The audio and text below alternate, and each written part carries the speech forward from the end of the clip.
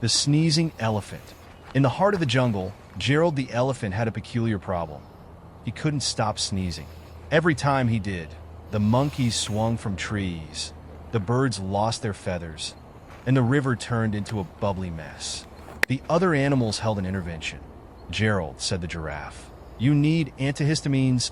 But Gerald just sneezed, and the giraffe's spots rearranged themselves.